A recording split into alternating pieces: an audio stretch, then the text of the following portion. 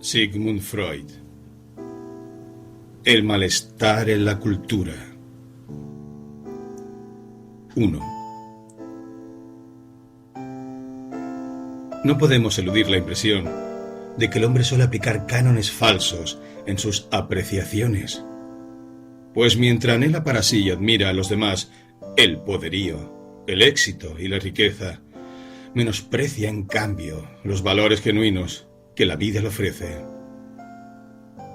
No obstante, al formar un juicio general de esta especie, siempre se corre peligro de olvidar la abigarrada variedad del mundo humano y de su vida anímica, ya que existen en efecto algunos seres a quienes no se les niega la veneración de sus coetáneos, pese a que su grandeza reposa en cualidades y obras muy ajenas a los objetivos y los ideales de las masas. Se pretenderá aducir que solo es una minoría selecta la que reconoce en su justo valor a estos grandes hombres, mientras que la gran mayoría nada quiere saber de ellos. Pero las discrepancias entre las ideas y las acciones de los hombres son tan amplias y sus deseos tan dispares, que dichas reacciones seguramente no son tan simples. Uno de estos hombres excepcionales se declara en sus cartas amigo mío.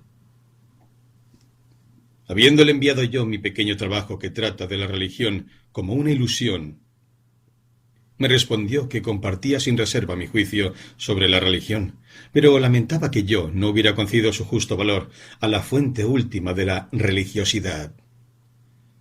Esta residía, según su criterio, en un sentimiento particular que jamás habría dejado de percibir, que muchas personas le habrían confirmado y cuya existencia podría suponer en millones de seres humanos un sentimiento que le agradaría designar sensación de eternidad.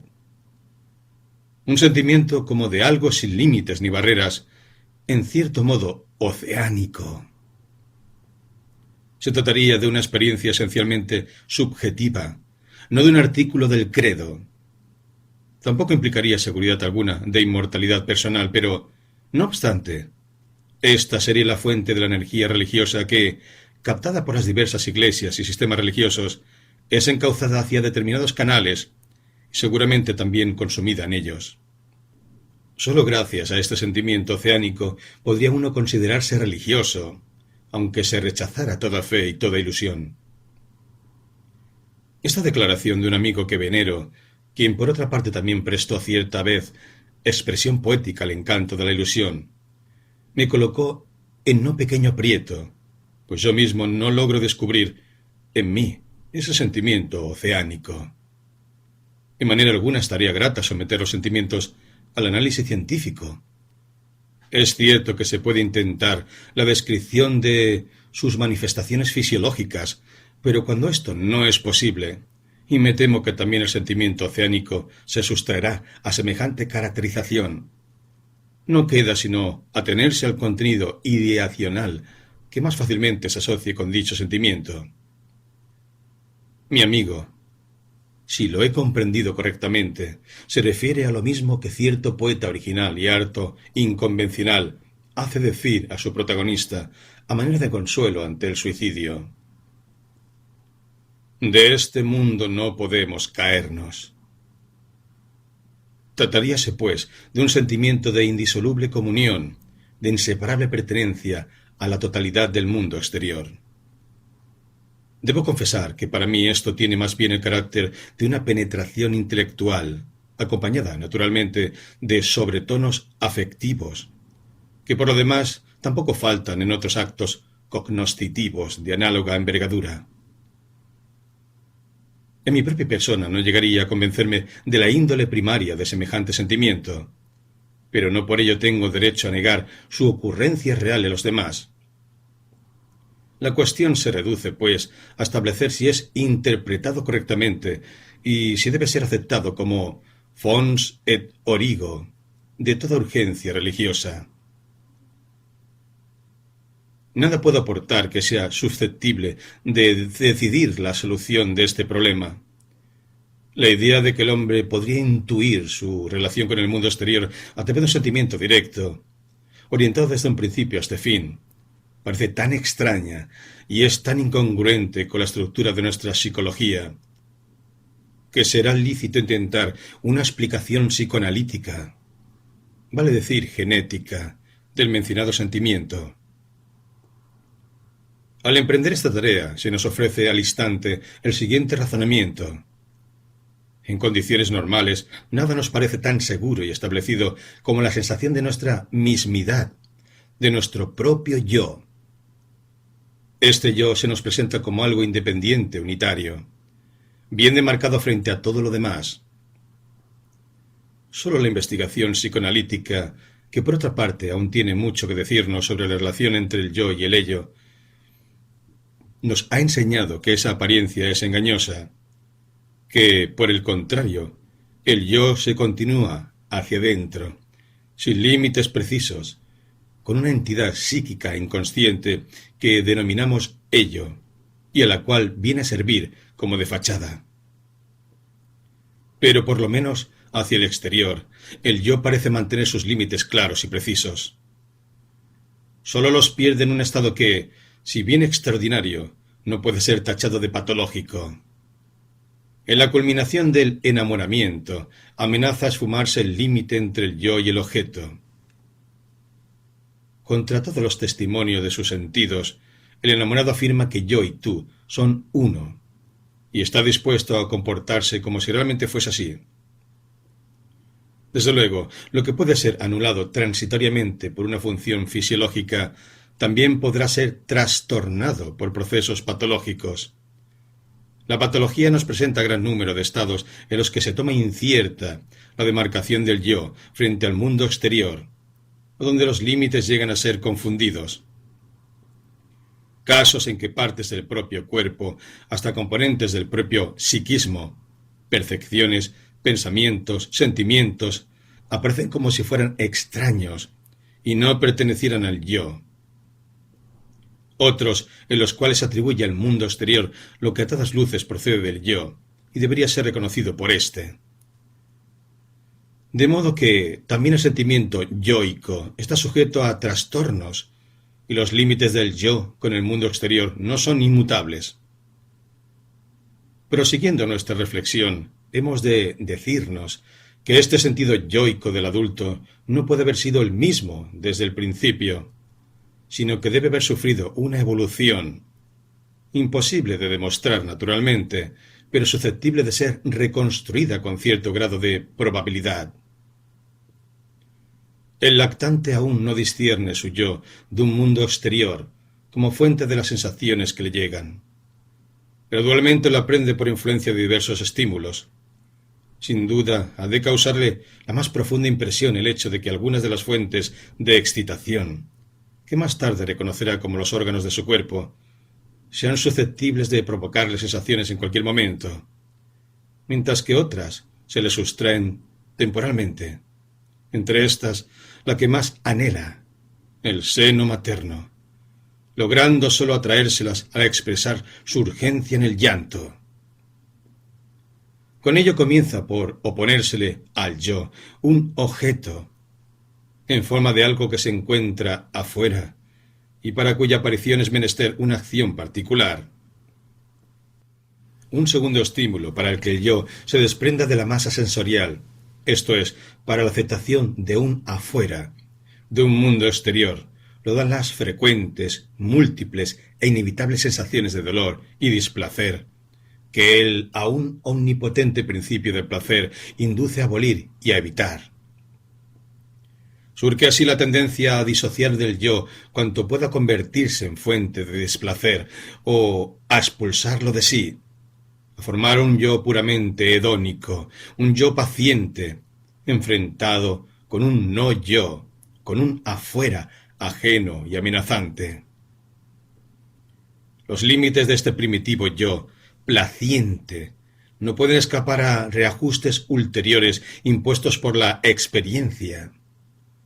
Gran parte de lo que no se quisiera abandonar por su carácter placentero no pertenece, sin embargo, al yo, sino a los objetos. Recíprocamente, muchos sufrimientos de los que uno pretende desembarazarse resultan ser inseparables del yo, de procedencia interna. Con todo, el hombre aprende a dominar un procedimiento que, mediante la orientación intencionada de los sentidos y la actividad muscular adecuada, le permite discernir lo interior, perteneciente al yo, de lo exterior, originado por el mundo, dando así el primer paso hacia la entronización del principio de realidad, principio que habrá de dominar toda la evolución ulterior.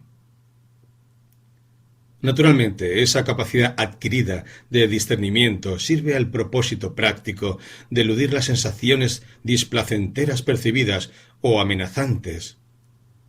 La circunstancia de que el yo, al defenderse contra ciertos estímulos displacientes emanados de su interior, aplique los mismos métodos que le sirven contra el displacer de origen externo, habrá de convertirse en origen de importantes trastornos patológicos. De esta manera, pues, el yo se desliga del mundo exterior, aunque más correcto sería decir. Originariamente el yo lo incluye todo. Luego desprende de sí un mundo exterior.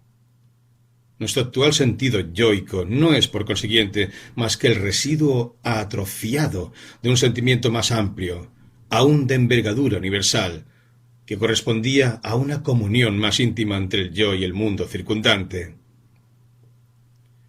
Si cabe aceptar que este sentido yoico primario subsiste, en mayor o menor grado, en la vida anímica de muchos seres humanos, debe considerársele como una especie de contraposición del sentimiento yoico del adulto, cuyos límites son más precisos y restringidos.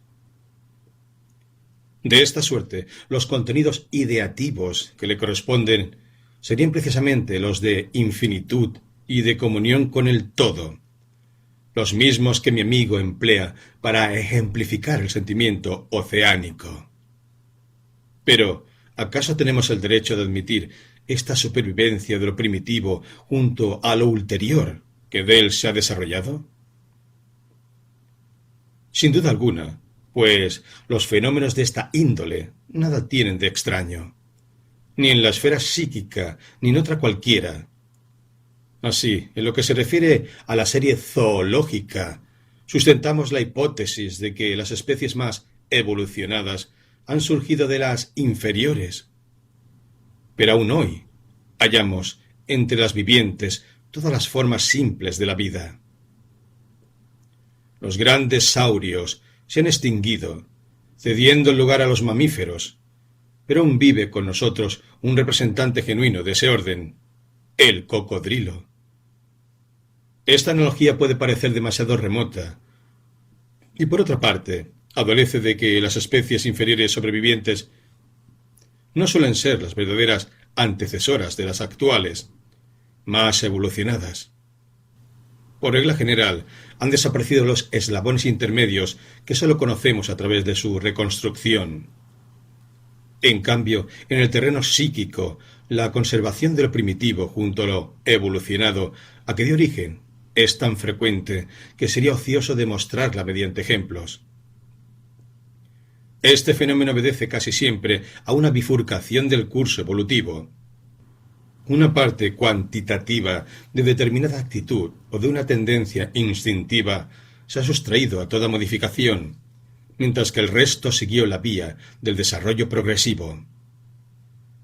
Tocamos aquí el problema general de la conservación en lo psíquico, problema apenas elaborado hasta ahora, pero tan seductor e importante que podemos concederle nuestra atención por un momento, pese a que la oportunidad no parezca muy justificada.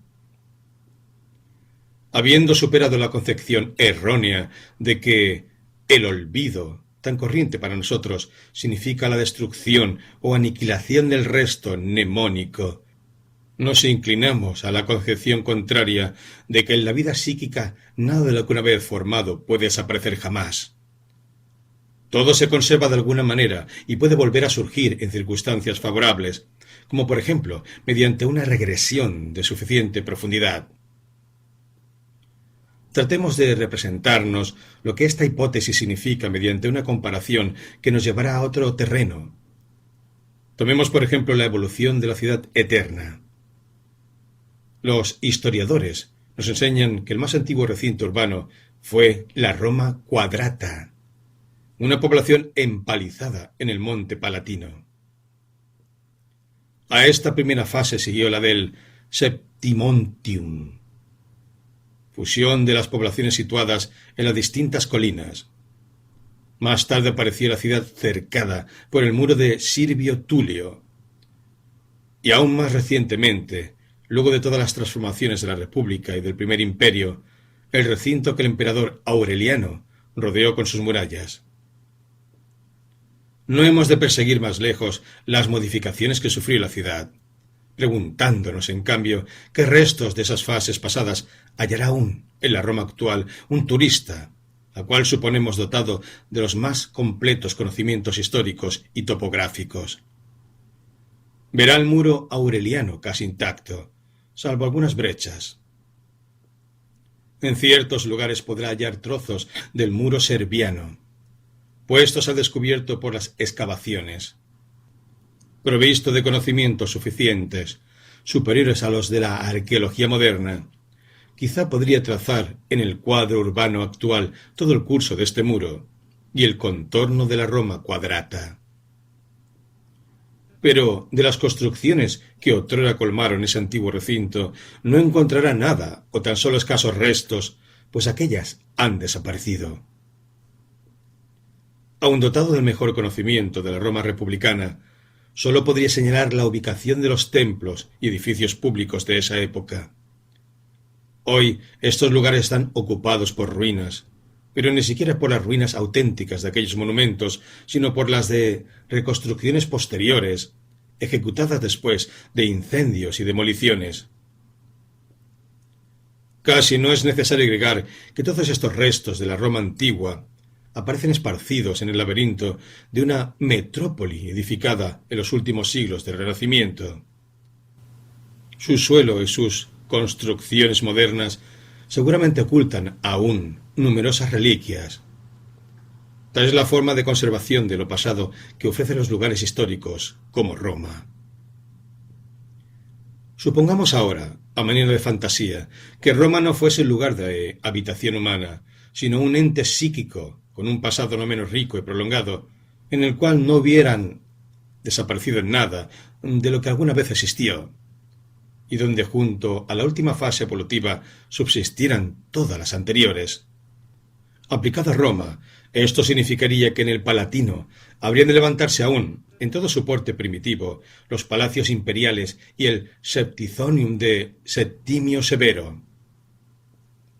Que las almenas del Castel Sant'Angelo todavía estuvieran coronadas por las bellas estatuas que las adornan antes del sitio de los godos, etc. Pero aún más, en el lugar que ocupa el Palazzo Caffarelli, veríamos de nuevo, sin tener que demoler este edificio, el templo de Júpiter Capitolino, y no solo en su forma más reciente, como lo contemplaron los romanos de la época cesárea, sino también en la primitiva, etrusca, ornada con antefijos de terracota. En el emplazamiento actual del Coliseo podíamos admirar además la desaparecida Domus Aurea de Nerón.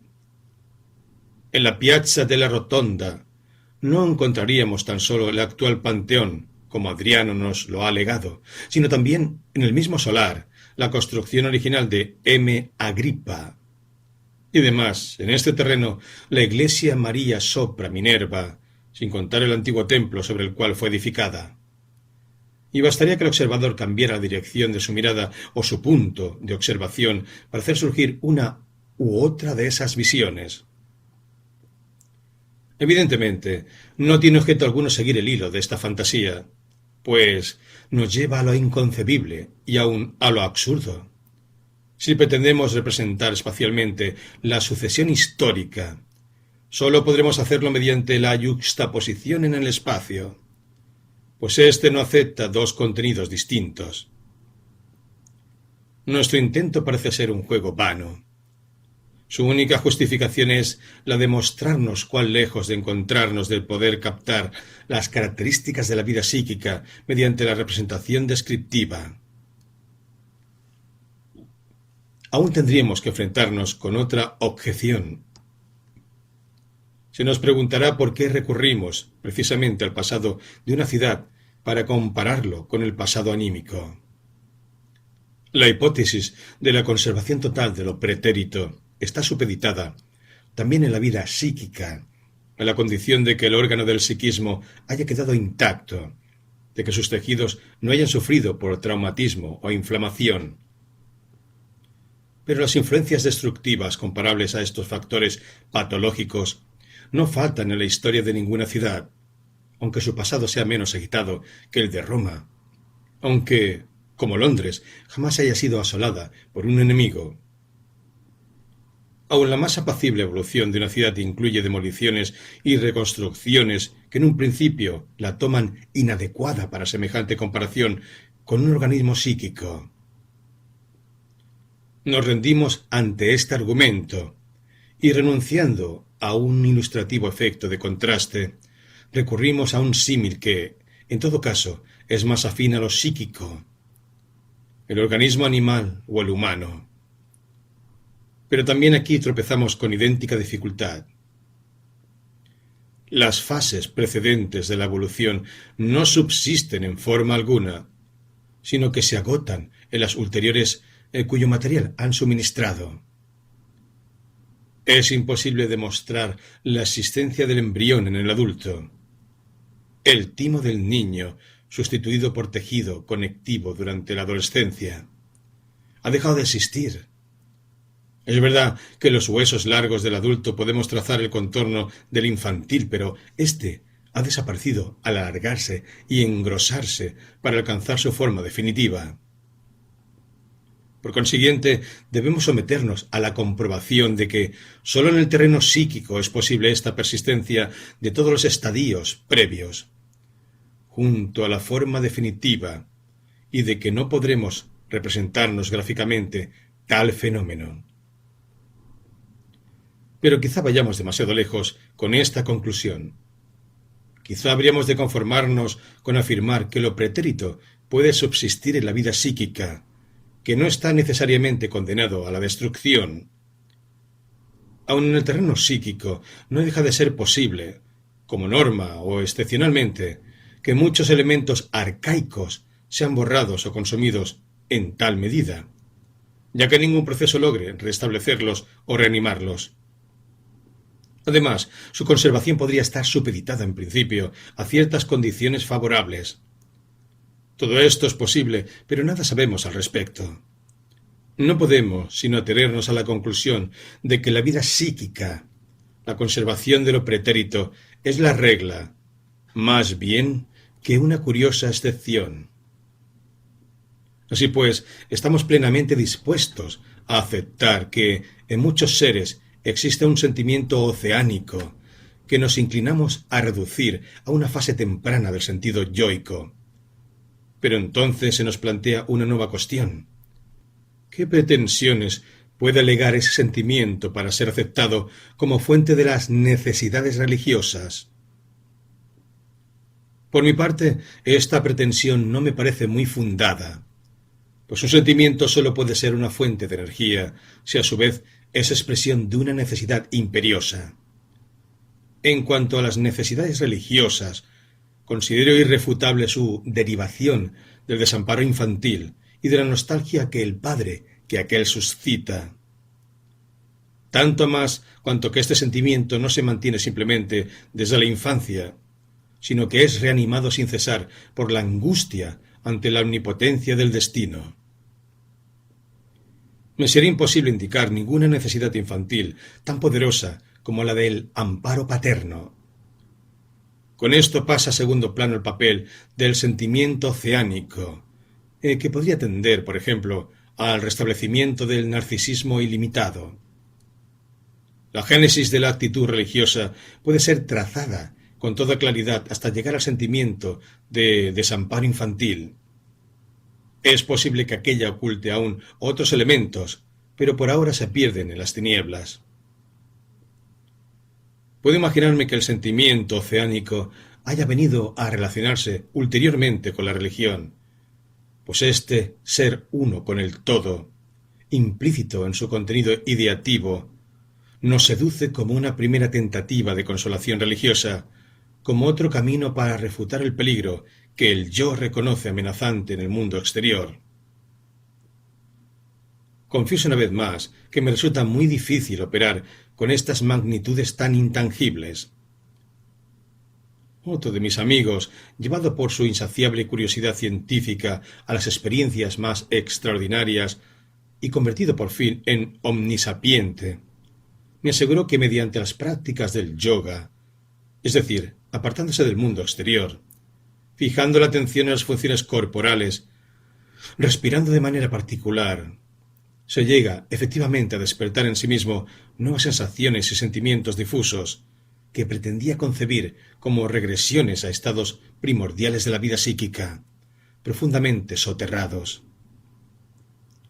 Consideraba dichos fenómenos como pruebas, en cierta manera fisiológicas, de gran parte de la sabiduría de la mística.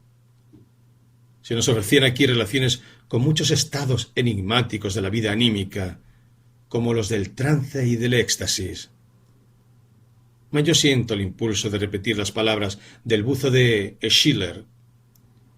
Alégrese quien respira a la rosada luz del día. 2. Mi estudio sobre el porvenir de una ilusión, lejos de estar dedicado principalmente a las fuentes más profundas del sentido religioso,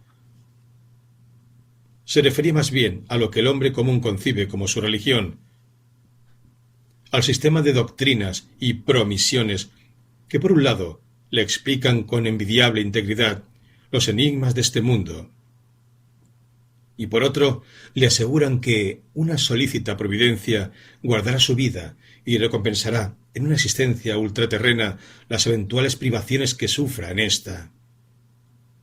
El hombre común no puede representarse esta providencia sino bajo la forma de un padre grandiosamente exaltado, pues sólo un padre semejante sería capaz de comprender las necesidades de la criatura humana. Conmoverse ante sus ruegos, ser aplacado por las manifestaciones de su arrepentimiento. Todo esto es a tal punto infantil, tan incongruente con la realidad, que el más mínimo sentido humanitario nos tornará dolorosa la idea de que la gran mayoría de los mortales jamás podría elevarse por semejante concepción de la vida. Más humillante aún es reconocer cuán numerosos son nuestros contemporáneos que, obligados a reconocer la posición insostenible de esta religión, intentan, no obstante, defenderla palmo a palmo en lastimosas acciones de retirada. Uno se siente tentado a formar en las filas de los creyentes para exhortar a no invocar en vano el nombre del Señor. Aquellos filósofos que creen poder salvar a Dios de la religión reemplazándolo por un principio impersonal, nebulosamente abstracto. Si algunas de las más excelsas mentes de tiempos pasados hicieron otro tanto, ello no constituye justificación suficiente, pues sabemos por qué se vieron obligados a hacerlo. Volvamos al hombre común y a su religión, la única que había de llevar este nombre. Al punto acuden a nuestra mente las conocidas palabras de uno de nuestros grandes poetas y sabios que nos hablan de las relaciones que la religión guarda con el arte y la ciencia. Helas aquí. Quien posee ciencia y arte también tiene religión. Quien no posee una ni otra, tenga religión. Este aforismo enfrenta, por una parte, la religión con las dos máximas creaciones del hombre, y por otra, afirma que pueden representarse o sustituirse mutuamente en cuanto a su valor para la vida.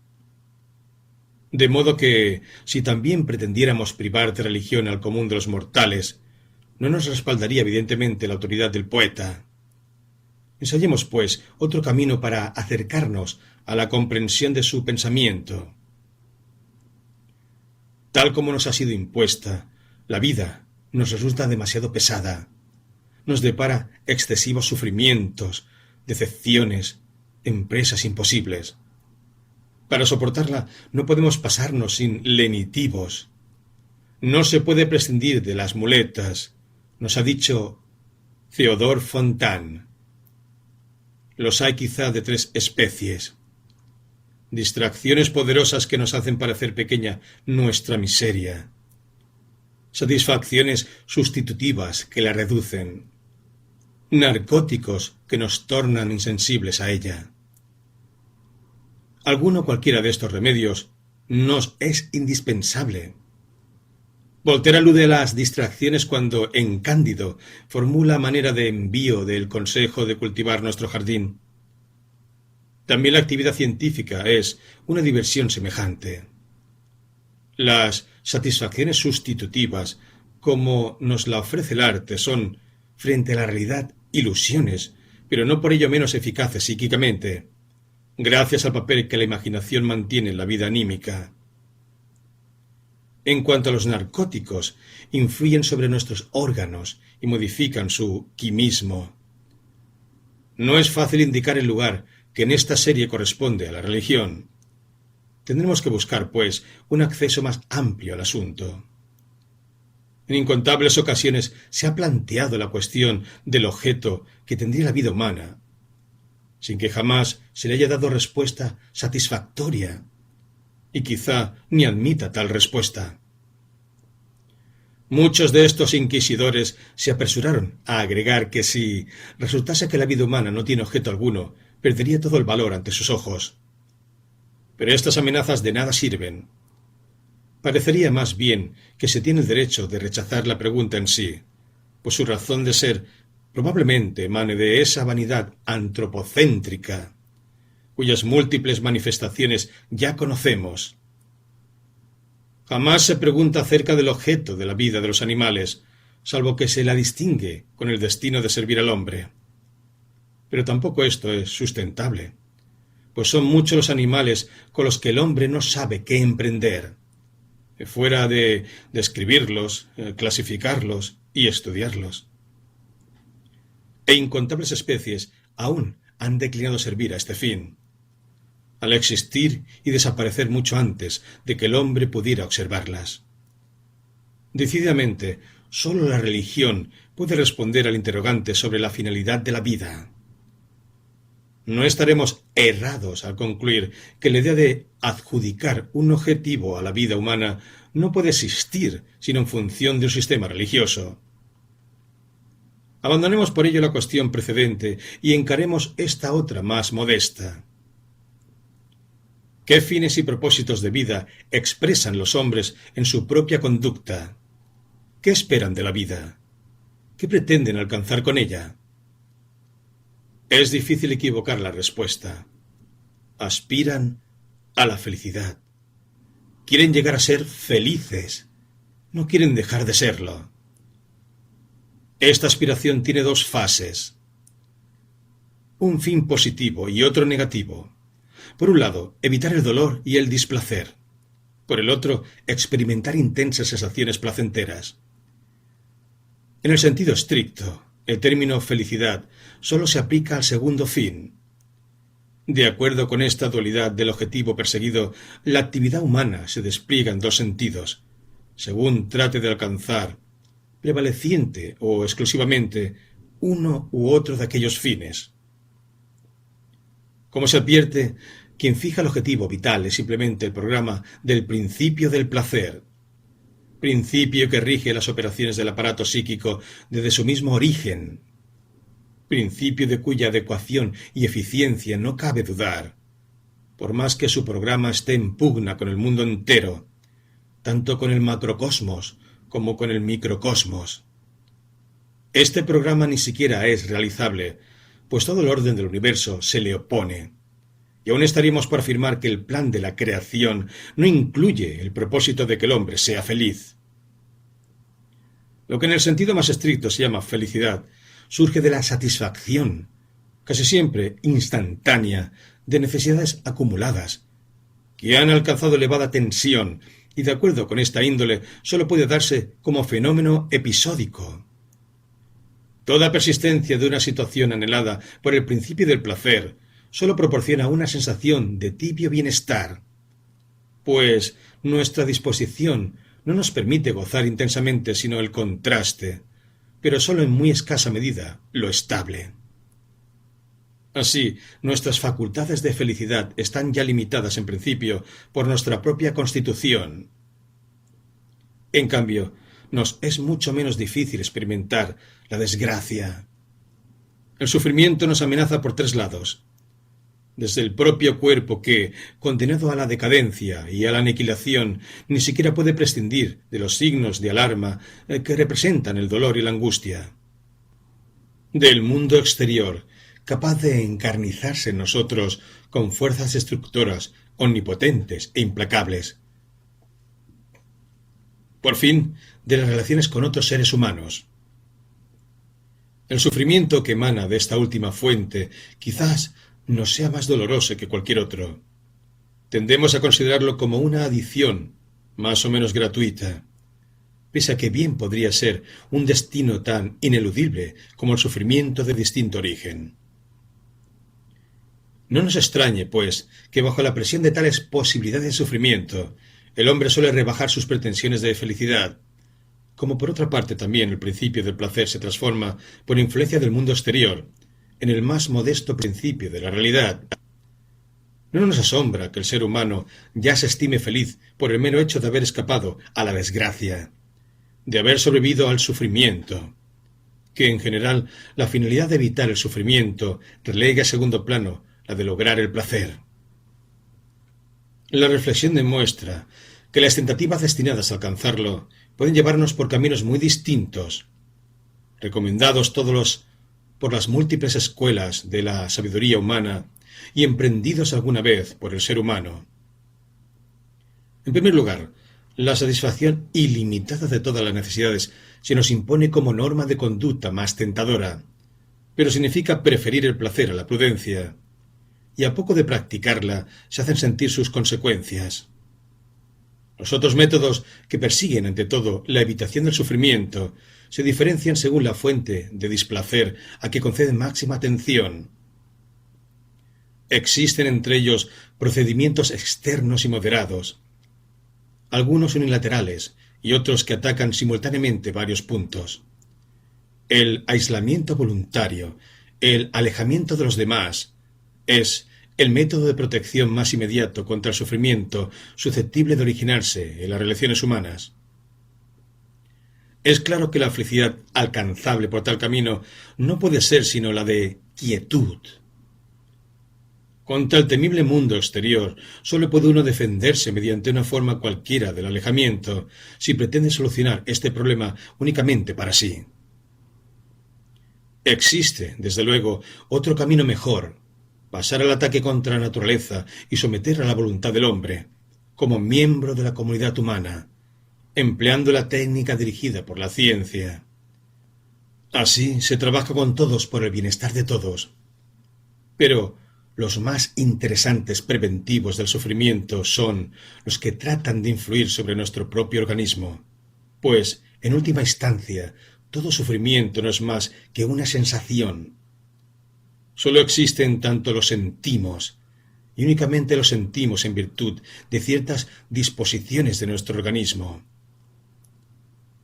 El más crudo, pero también el más efectivo de los métodos destinados a producir tal modificación es el químico, la intoxicación.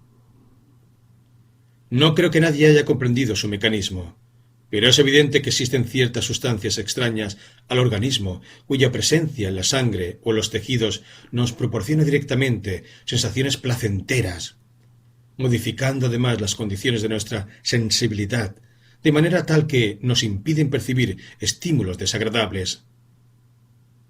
Ambos efectos no sólo son simultáneos, sino que también parecen estar íntimamente vinculados.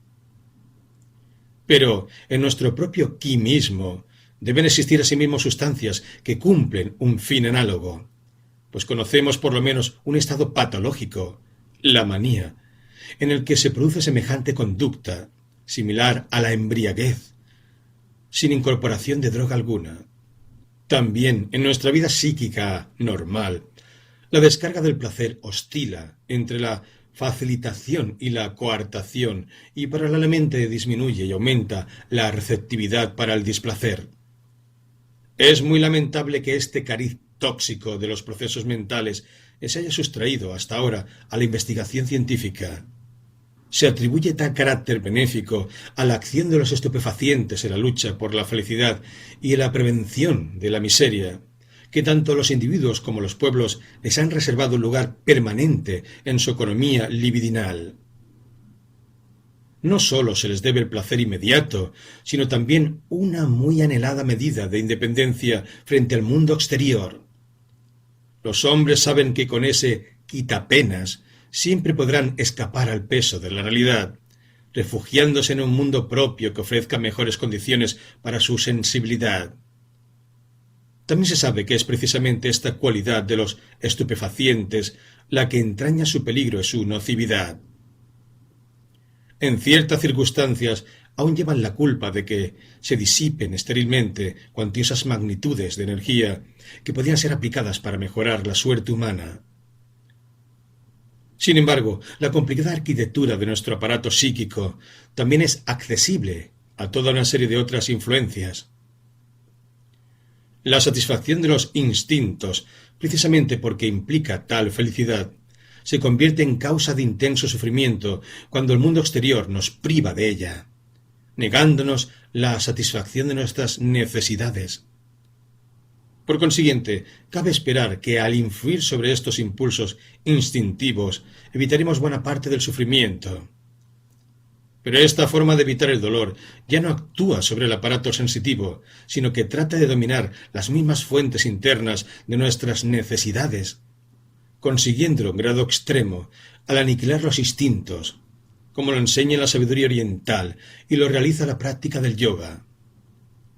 Desde luego, lograrlo significa al mismo tiempo abandonar toda otra actividad, sacrificar la vida, para volver a ganar, aunque por distinto camino, únicamente la felicidad del reposo absoluto. Idéntico camino, con un objetivo menos extremo, se emprende al perseguir tan solo la moderación de la vida instintiva bajo el gobierno de las instancias psíquicas superiores, sometidas al principio de la realidad. Esto no significa en modo alguno la renuncia al propósito de la satisfacción, pero se logra cierta protección contra el sufrimiento, debido a que la insatisfacción de los instintos domeñados procura menos dolor que la de los no inhibidos. En cambio, se produce una innegable limitación de las posibilidades del placer, pues el sentimiento de felicidad experimentado al satisfacer una pulsión instintiva indómita, no sujeta por las riendas del yo, es incomparablemente más intenso que el que se siente al saciar un instinto dominado. Tal es la razón económica de carácter irresistible que alcanzan los impulsos perversos y quizá de la seducción que ejerce lo prohibido en general. Otra técnica para evitar el sufrimiento recurre a los desplazamientos de la libido previstos en nuestro aparato psíquico y que confieren gran flexibilidad a su funcionamiento. El problema consiste en reorientar los fines instintivos de manera tal que eluden la frustración del mundo exterior. La sublimación de los instintos contribuye a ello, y su resultado será óptimo si se sabe acrecentar el placer del trabajo psíquico e intelectual. En tal caso el destino poco puede afectarnos. Las satisfacciones de esta clase, como la que el artista experimenta en la creación, en la encarnación de sus fantasías, la del investigador en la solución de sus problemas y en el descubrimiento de la verdad, son de una calidad especial que seguramente podremos caracterizar algún día en términos metapsicológicos. Por ahora hemos de limitarnos a decir, metafóricamente, que nos parecen más nobles y más elevadas, pero su intensidad, comparada con la satisfacción de los impulsos instintivos, groseros y primarios, es muy atenuada y de ningún modo llega a conmovernos físicamente. Pero el punto débil de este método reside en que su aplicabilidad no es general, en que sólo es accesible a pocos seres, pues presupone disposiciones y aptitudes peculiares que no son precisamente habituales, por lo menos en medida suficiente. y aun a estos escasos individuos no puede ofrecerles una protección completa contra el sufrimiento. No los reviste con una coraza impenetrable a las flechas del destino, y suele fracasar cuando el propio cuerpo se convierte en fuente de dolor. La tendencia a independizarse del mundo exterior, buscando las satisfacciones en los procesos internos psíquicos, manifestada ya en el procedimiento descrito, se denota con intensidad aún mayor en el que sigue. Aquí el vínculo con la realidad se relaja todavía más. La satisfacción se sostiene en ilusiones que son reconocidas como tales, sin que su discrepancia con el mundo real impida gozarlas. En el terreno del que proceden estas ilusiones es el de la imaginación, terreno que otrora, al desarrollarse el sentido de la realidad, fue sustraído expresamente a las exigencias del juicio de realidad, reservándolo para la satisfacción de deseos difícilmente realizables. A la cabeza de estas satisfacciones imaginativas encuentra el goce de la obra de arte, accesible aun al carente de dotes creadoras, gracias a la mediación del artista. Quien sea sensible a la influencia del arte no podrá estimarla en demasía como fuente de placer y como consuelo para las congojas de la vida. Mas la ligera narcosis en que nos sumerge el arte sólo proporciona un refugio fugaz ante los azares de la existencia y carece de poderío suficiente como para hacernos olvidar la miseria real. Más enérgica y radical es la atención de otro procedimiento, el que ve en la realidad al único enemigo, fuente de todo sufrimiento, que nos torna intolerable la existencia y con quien, por consiguiente, es preciso romper toda relación si se pretende ser feliz en algún sentido. El ermitaño vuelve la espalda a este mundo y nada quiere tener que hacer con él. Pero también se puede ir más lejos, empeñándose en transformarlo, construyendo en su lugar un nuevo mundo en el cual queden eliminados los rasgos más intolerables, sustituidos por otros adecuados a los propios deseos. Quien, en desesperada rebeldía, adopte este camino hacia la felicidad, generalmente no llegará muy lejos, pues la realidad es la más fuerte. Se convertirá en un loco a quien pocos ayudarán en la realización de sus delirios. Sin embargo, se pretende que todos nos conducimos, en uno u otro sentido, igual que el paranoico, enmendando algún cariz intolerable del mundo mediante una creación desiderativa e incluyendo esta quimera en la realidad. Particular importancia adquiere el caso en que numerosos individuos emprenden juntos la tentativa de procurarse un seguro de felicidad y una protección contra el dolor por medio de una transformación delirante de la realidad. También las religiones de la humanidad deben ser consideradas como semejantes delirios colectivos. Desde luego, ninguno de los que comparten el delirio puede reconocerlo jamás como tal. No creo que sea completa esa enumeración de los métodos con que el hombre se esfuerza por conquistar la felicidad y alejar el sufrimiento. También sé que el mismo material se presta a otras clasificaciones. Existe un método que todavía no he mencionado, no porque lo haya olvidado, sino porque aún ha de ocuparnos en otro respecto. ¿Cómo podríase olvidar precisamente esta técnica del arte de vivir? Se distingue por la más curiosa combinación de rasgos característicos. Naturalmente, también ella persigue la independencia del destino. Tal es la expresión que cabe aquí. Y con esta intención traslada la satisfacción a los procesos psíquicos internos, utilizando al efecto la ya mencionada desplazabilidad de la libido, pero sin apartarse por ello del mundo exterior, aferrándose, por el contrario, a sus objetos y hallando la felicidad en la vinculación afectiva con éstos. Por otra parte, al hacerlo no se conforma con la resignante y fatigada finalidad de eludir el sufrimiento, sino que la deja a un lado sin prestarle atención, para concentrarse en el anhelo primordial y apasionado del cumplimiento positivo de la felicidad. Quizás se acerque mucho más a esta meta que cualquiera de los métodos anteriores. Naturalmente me refiero a aquella orientación de la vida que hace del amor el centro de todas las cosas, que deriva toda satisfacción del amar y ser amado. Semejante actitud psíquica nos es familiar a todos. Una de las formas en que el amor se manifiesta, el amor sexual, nos proporciona la experiencia placentera más poderosa y subyugante, estableciendo así el prototipo de nuestras aspiraciones de felicidad. Nada más natural que sigamos buscándola por el mismo camino que nos permitió encontrarla por vez primera. El punto débil de esta técnica de vida es demasiado evidente, y si no fuera así, a nadie se le habría ocurrido abandonar por otro tal camino hacia la felicidad.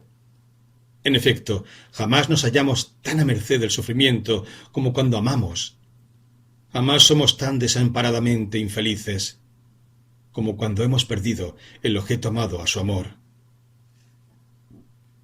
Pero no queda agotada con esto la técnica de vida que se funde sobre la actitud del amor para procurar felicidad. Aún queda mucho por decir al respecto. Cabe agregar aquí el caso interesante de que la felicidad de la vida se busque ante todo en el goce de la belleza, donde quiera sea accesible a nuestros sentidos y a nuestro juicio. Ya se trate de la belleza en las formas y los gestos humanos, en los objetos de la naturaleza, los paisajes o en las creaciones artísticas y aun científicas.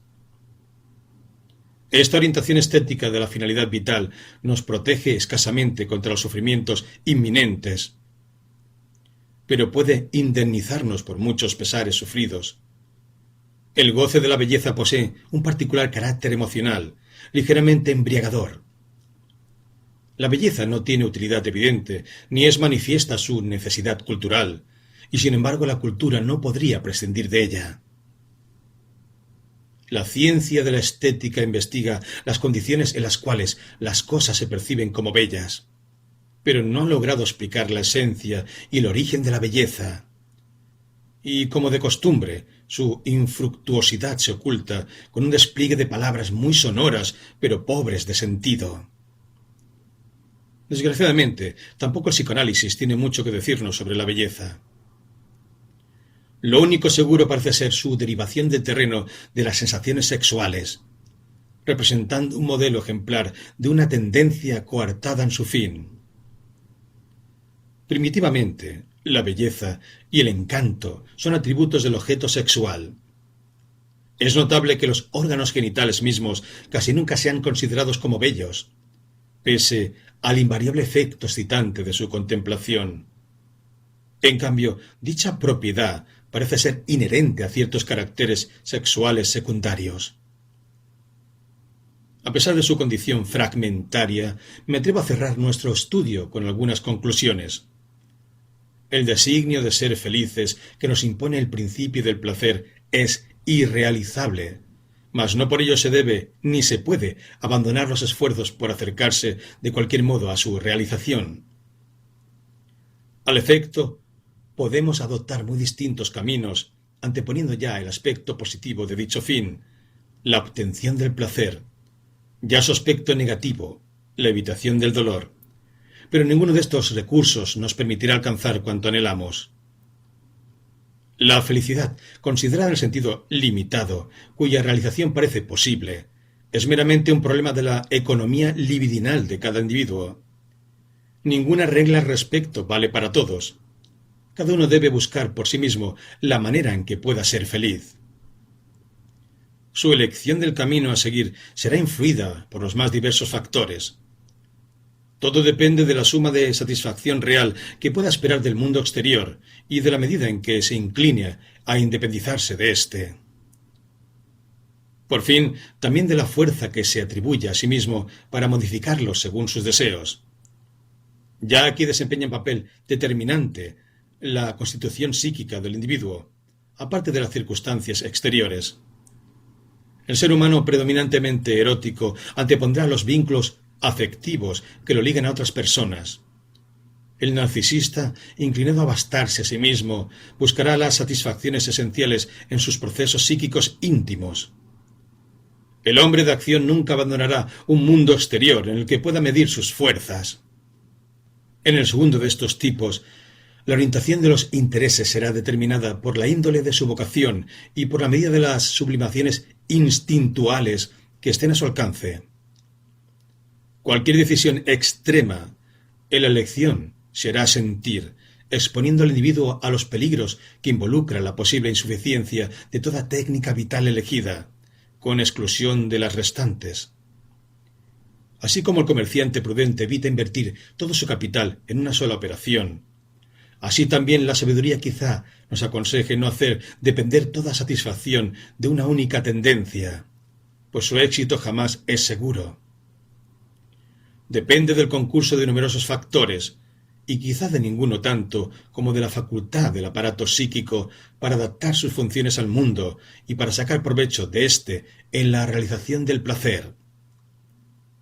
Quien llega al mundo con una constitución institucional particularmente desfavorable, difícilmente hallará la felicidad en su situación ambiental, ante todo cuando se encuentre frente a tareas difíciles, a menos que haya efectuado la profunda transformación y reestructuración de sus componentes libidinales, imprescindible para todo rendimiento futuro.